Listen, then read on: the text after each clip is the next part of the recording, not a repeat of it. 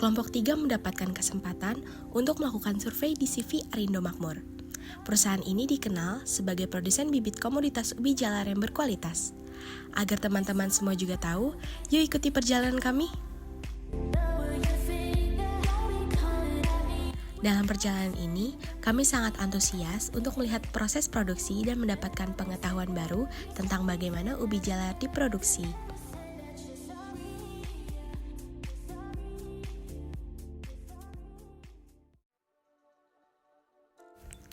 Akhirnya, kami tiba di rumah kediaman Direktur Utama dari CV Arindo Makmur. Mari kita lihat lebih dekat bagaimana mereka menghasilkan benih berkualitas dan proses yang terlibat di dalamnya.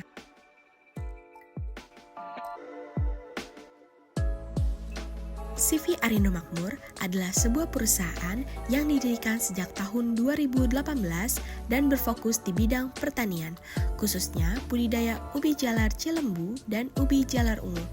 Perusahaan ini berlokasi di Perum Arumba Utama Residen, Blok G6, Tunggul Wulung, Kota Malang, Jawa Timur.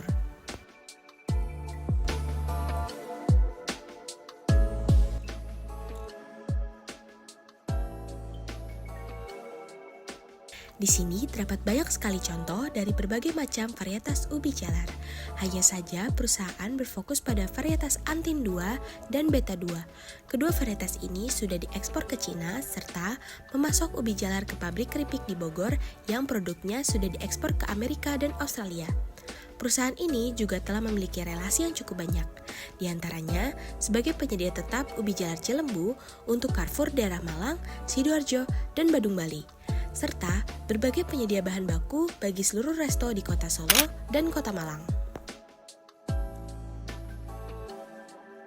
Mari kita lihat proses produksi benih ubi jalar yang terdiri dari beberapa tahapan penting. Untuk informasi lebih lanjut, mari kita simak penjelasan dari narasumber kita pada hari ini. Yuk simak videonya!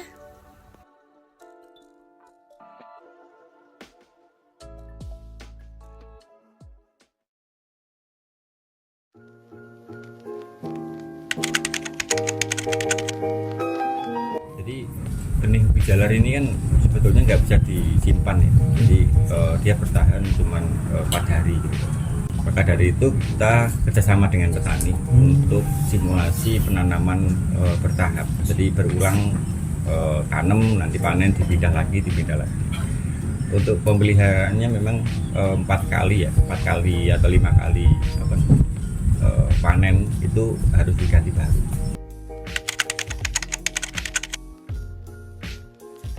Kalau luasan cukup luas ya, karena hampir di setiap daerah itu ada ya ubi jalar itu. Nah, kita untuk mendata itu memang kalau benih dari kita memang cukup banyak ya untuk dikembangkan di beberapa tempat. Dan kita hafal, misalnya Banyuwangi itu kebanyakan adalah ungu TW, terus ada sari, di situ juga ada ase putih atau ase Bandung kalau orang bilang. Ase Bandung itu kulitnya putih, dalamnya kuning. Itu jenis varietasnya. Pengembangan bibit ini kan sebetulnya kita pengennya itu ubi jalar itu punya kualitas yang cukup tinggi ya, karena ekspor pun cukup banyak yang peminat di ekspor. Jadi per pabrik itu kurang lebih sekitar 20.000 ton per tahun. Itu ada sekitar 14 pabrik ya di Indonesia.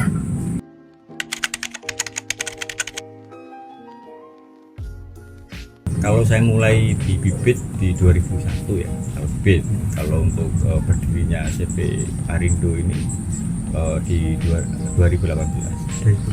Berarti sudah jalan sekitar 6 tahun. 6 tahun. Media tanamnya itu kalau pakai rekayasa ya, itu pakai sekem bakar itu nggak boleh halus, jadi dia harus ada kayak arang gitu, arang sekam. Terus pakai kompos, terus pasir sama tanah. Casting nggak pakai apa? Casting nggak pakai.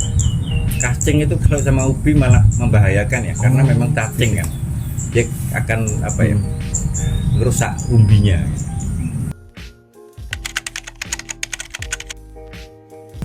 Kayak sawentar, papua salosa, pacing, Antin 123, Beta 123, di situ ada Borobudur, Prambanan, dulu nama-nama candi lah.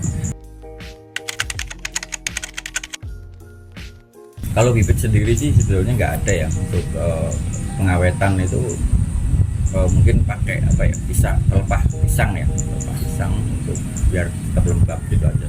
Kalau untuk yang lain sih dia bertahan.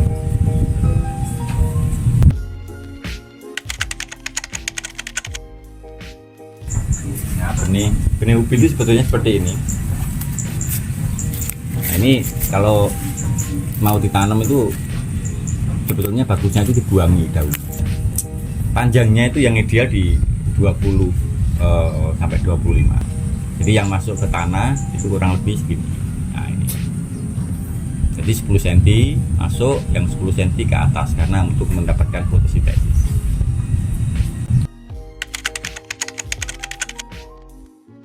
Keberhasilan jadi produksi bibit ini kan faktor utamanya itu histori ya, asal usul benih. Nah, ini penting. Dulu dari mana dulu dapatnya? Kalau asal ambil ini juga nggak bisa dilabel. Maksudnya nggak bisa dijadikan pengajuan label atau sertifikasi.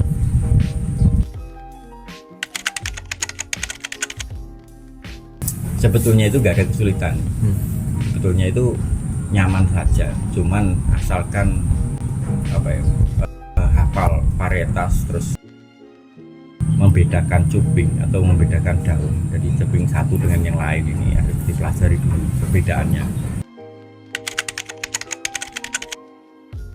Sertifikasi itu dikeluarkan oleh BPSB, Badan Sertifikasi Benih. Dulu saya pengalaman nanam 6 varietas, yang 3 lolos, yang 3 lagi enggak, karena memang dari kategori cuping atau daun ini berbeda.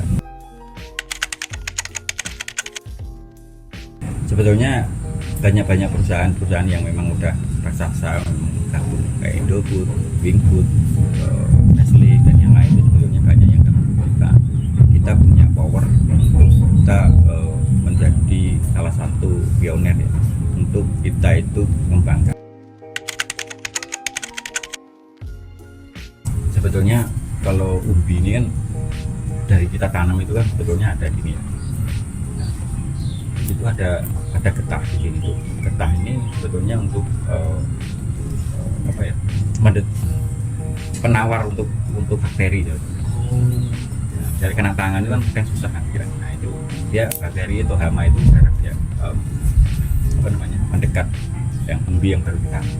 Jadi kalau dia getahnya itu mencetak di tanah, terus kena air, dia akan melupas.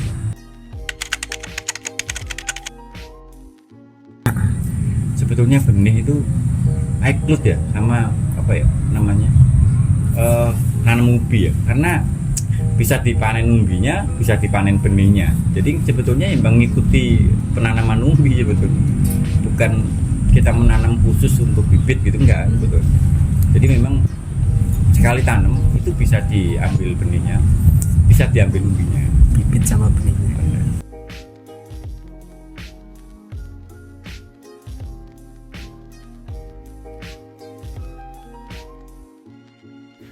Dari hasil wawancara hari ini, kita dapat menyimpulkan bahwa CV Arindo Makmur tidak hanya berfokus pada kuantitas, tetapi juga berfokus pada kualitas.